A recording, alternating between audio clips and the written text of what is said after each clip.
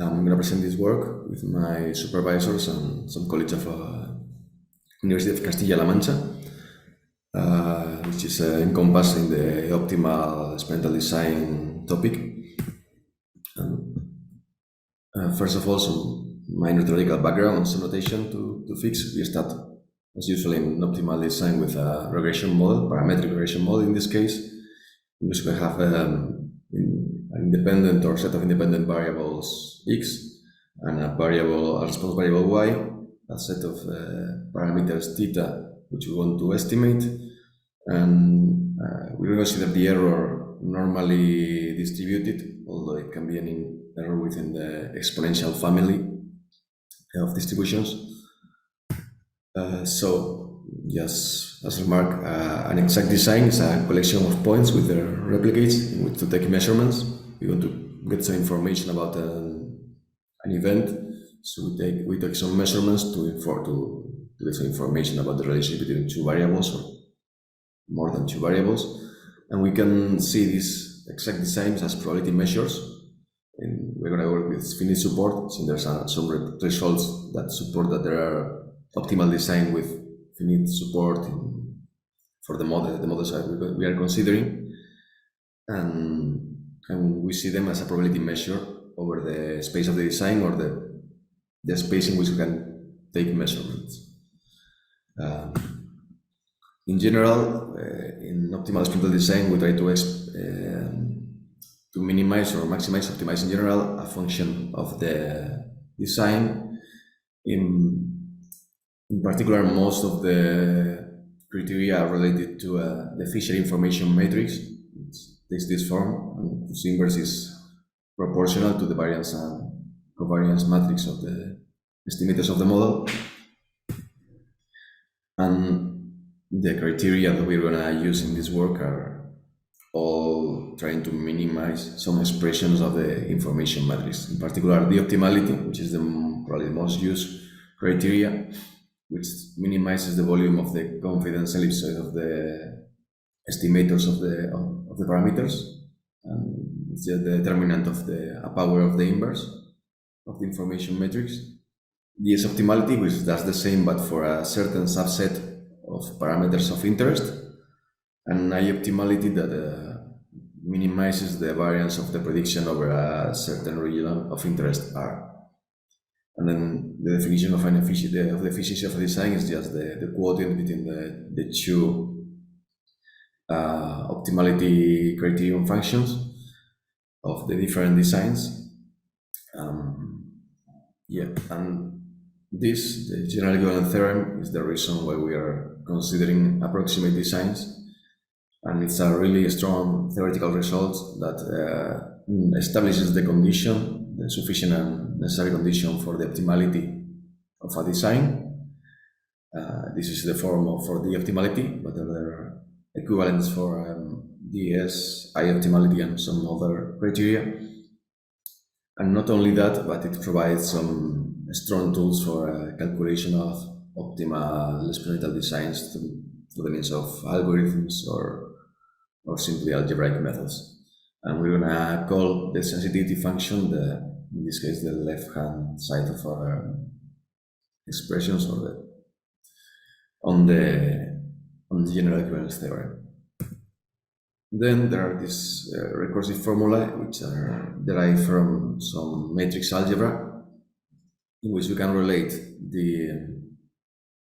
we start with a design, in this case Xn, non-singular design, and if we get a linear combination of this design and a single point supported design, we get the resulting design. For it, we can derive an expression for the determinant and the sensitivity function, which are the important functions for the optimality criteria. In particular, the determinant is related to the determinant of the initial design, and the sensitivity function of the initial design evaluated on the new point to be added, let's say, and a bit more cumbersome, but similar expression can be found for the sensitivity function. And with this recursive formula, first O'Brien in more in a sort of exact design inspired manner, derive this expression that relates the sensitivity function on each of the points and the efficiency of adding that point as a one more point, let's say, in an exact design. And this was extended by Arquimede Galván and López Ríos to more of an approximate design of sorts, in the sense that they are considering just a proportion instead of a finite number of points for the design. Having reviewed the background of the work, one may ask, why do we want to, like, both O'Brien and López Ríos were trying to augment designs, like modify optimal designs.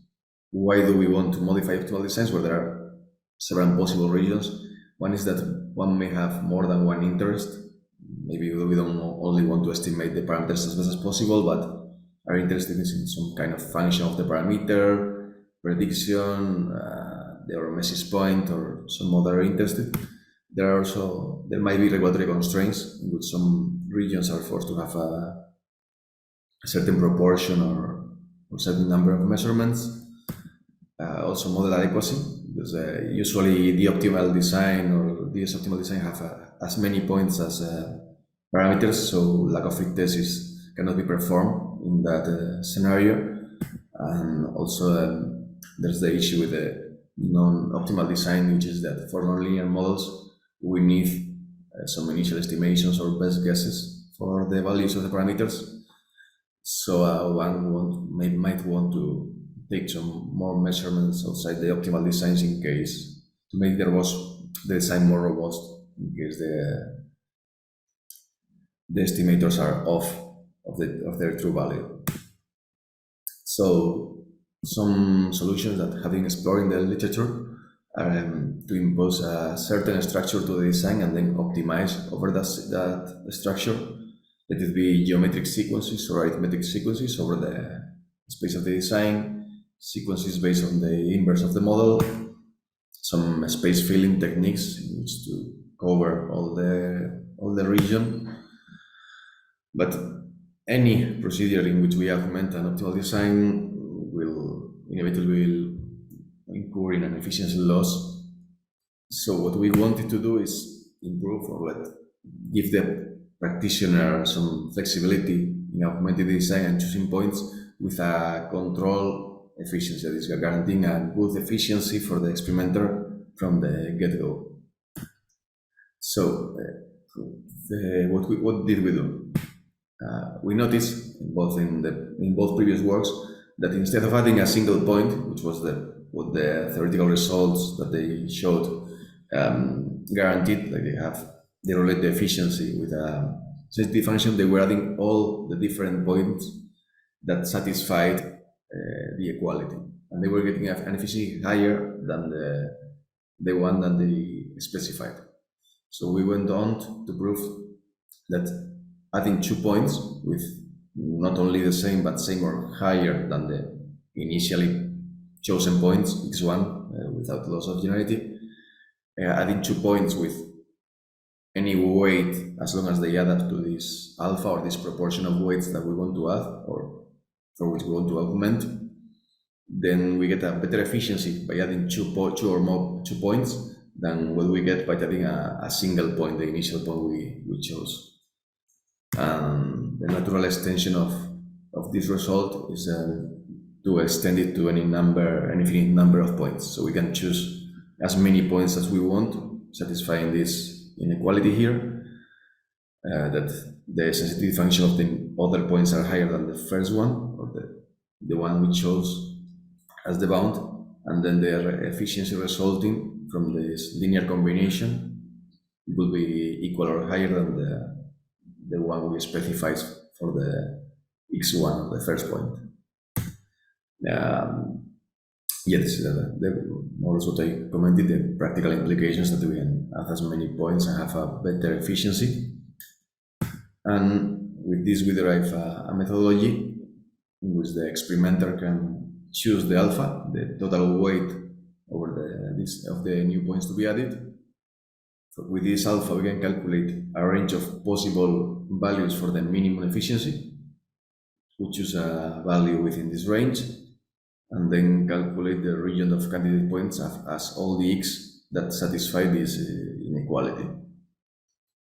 We choose the points that the experimenter chooses that for the liking, maybe optimizing for some other function or just some constraints or some space filling inspired criteria. They chose the points they want to add. We calculate the resulting design, and we have the augmented design with the efficiency equal or higher than this delta chosen at the beginning. So some illustrations for practical design results. We're gonna see it in application for some nonlinear models. First, we'll start with Antoine's equation, which is a nonlinear model with three parameters, A, B, and C, that relates the vapor pressure and the temperature of some fluid. We're going to consider the normally localized distributions, and this is the optimal design, which we are going to augment. Let us consider an alpha of 1/3, which we want to have 1/3 of the observations in the chosen ANU, and this gives us an efficiency range of between 73% and 90%. That can be graphically seen as the purple bar on the left-hand side of the graph, which also let us give a pretty good impression on how the region of candidate points will vary in the case we are choosing a higher or lower the efficiency for the resulting design. The higher the efficiency, the closer we get around the support points of the optimal design. In this case, we have chosen 85%, and to augment the design, we have added all the three cutoff points in red, getting this new augmented design. We see that the weight of the new points is half of that of the previous one, as alpha was 1/3, and the efficiency is greater than the minimum required, in this case 88.7%. We can augment a non-optimal designs. In this case, let's consider that we have performed an initial design equally for the Michaelis-Menten model, an equally weighted uniform design across an space of the design between 1 and 20, so as to get a robust or more, let's say, less dependent on initial estimate design. We have calculated or estimated the parameters, and with that we realize that the efficiency of the design is that of almost 68%. Let us consider again an alpha of 1/3 of adding new observations, and the range of minimum efficiencies in this case ranges from 67.7 until 113, because this is the relative efficiency between the new design and the design we are considering as starters. So if we were to choose a delta higher than 100%, we are improving with respect to the initial design, which is in this case not optimum, and hence we can go over 100%. If we choose a delta of 95%, we don't want to lose much efficiency with respect to the initial design. We get this in green, this candidate points region, and if we then again have all the 3 points, we get almost the same efficiency as the initial design. We can even apply the methodology if we don't know the optimum design. In this case, we have the linear model with for the purpose of illustration, with a non-heteroscedastic normal response. We are going to suppose that the optimum design is unknown, although the support points of the optimal designs are the solution of the Laguerre polynomials of the corresponding degree and order. And we're going to start again with an uniform equally weighted design. And since we assume the unknown, the optimum, we can calculate an efficiency bound, in this case the Atwood bound, that they tell us that the design is pretty bad. In this case, the minimum efficiency is around 10%. So we want to double the design and improve over this quite poor design. The range of efficiencies is between 50% and 164%, and let's assume that we want to improve 33%. In this case, we are adding only a single point, one cutoff point, and hence the resulting efficiency of our design will be exactly 33% more than the initial design. And for this new design, the truth bound has a design efficiency, a minimum efficiency of 33%, which on hindsight, it tells us that our previous design was not as bad as initially suggested. That is because the efficiency bounds are usually less sharp once one is further away from the optimum design or a lower efficiency. We have partially extended this methodology to the other criteria. So for both DS optimality and L optimality, which is just a generalization of I optimality, we have derived expressions that relates that of adding a point. So far we haven't been able to extend it to any number of points, but to adding we have been able to relate the efficiency with some function of the point to be added, so we can represent graphically as well as we've seen before. And this methodology also works for more than two variables.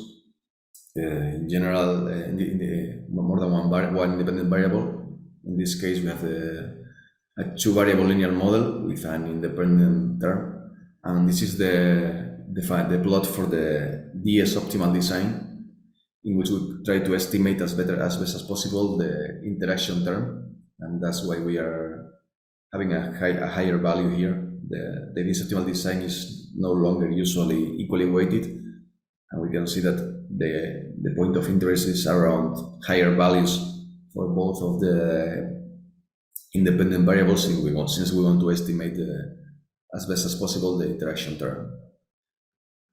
It also gets harder to graphically represent, and moreover to describe the regions of candidate points, since it's harder to describe properly and in an informative way an intersection of a plane or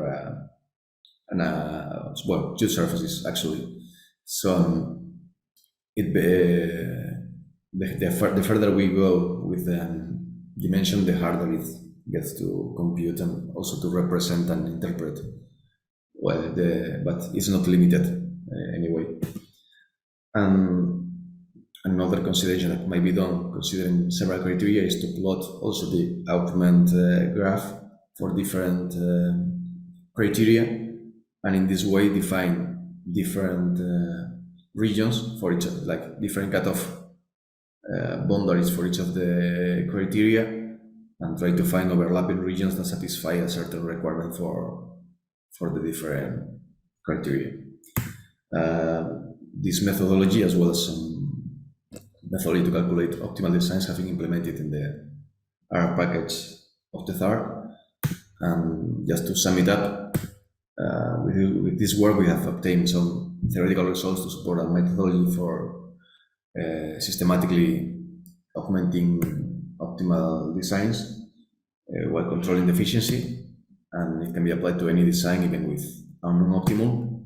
And as future work, we will like to work on some particular applications of the algorithm, the methodology, complete the stretch to other objective criteria, relatively more criteria, or being able to prove, because empirically it seems to be the way that any number of points we have over that region, the efficiency will be higher than the bound derived, and explore concrete methodology options for augmentation, like some procedure in which to fill the region of candidate points. These are the main reference for the work, and thank you for your attention. I'll be glad to ask any question. Okay, Thank you, Carlos, for the very clear presentation. So, do we have, I don't see any questions in the chat, but do we have any questions from participants? You can unmute yourself, ask them live if you.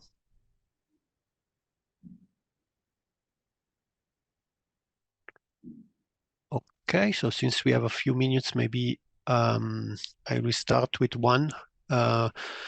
Very quick. So actually related to your last point in the conclusions, because it was actually something I was curious pretty much throughout the whole presentation. So I know you said future work, but I would be really interested in knowing if you have already tried some like if you already have an intuition of options for augmentations, when they work, when they don't work. I know it's a very practical question, but I'm curious. I haven't been able to like put it in practice in an actual experiment, but we are exploring like for some certain models. There's literature on what they try to achieve. So there are we are exploring some intuition for example, for certain physicochemical models or biochemical models, they try to estimate some certain functions or that relates to points in the curve, like the 50% response or 50% efficiency of a certain drug dose or a certain maximum in the curve. Like there are some interest in those regions, and maybe optimizing within the region for those functions might be the way to go further. Okay. Points. Okay. Thank you. There's a question from Henrik. Yes, so I'm wondering, you mentioned this problem for nonlinear models that to find optimal design, you need to know the value of the parameter you're interested in. And one way to approach that problem is using sequential optimal design so that you update your beliefs as you collect more data. And your method seems to be somewhat, of the method of data augmentation seems to be somewhat related to the method of sequential optimal design. Have you like explored these together, or what's your thoughts about this? Actually, this is a question I have been asking in another conference. We haven't actually explored it thoroughly, let's say, but really quick. It was more or less what we are trying to convey in the example here is that one might be like it might be a way to like define regions for a second stage, like in the first one, as you mentioned, instead of being through like I don't know if on a sequential long sequence of updating the experiment, but in a two-stage experiment, it's sort of saying one can set up an initial experiment, estimate the best guesses, and then augment the initial design with new points or use the methodology to try to calculate some good regions for different criteria and decide on which points to choose or which sprint to perform in the second stage. Okay, thank you. May I also ask one short question? Yes, go ahead. Thanks. Thank you. Maybe I missed something during the organization, but are there any results on the asymptotics and on the sample number that you need? How does this augmentation perform? Thanks. I'm just interested. I'm not sure if I correctly understood. Like, any results on the asymptotics of? Say the size of the sample. How does the augmentation perform with enlarging the sample for the design number of units that you have in the experiment? In this case, we are working with approximate design, so really the efficiency is the same as long as it's proportional and as long as the n is large enough and the proportions are not off their true values or the proportions that are given by the number is they tend to be okay in that regard. Also, just as we've mentioned, we have in the paper that we have published, if we try to augment for lack of fit, in general, less number of support points and higher applications tend to work better towards a higher power of the lack of fit test. Yeah, but that's empirically not a result actually.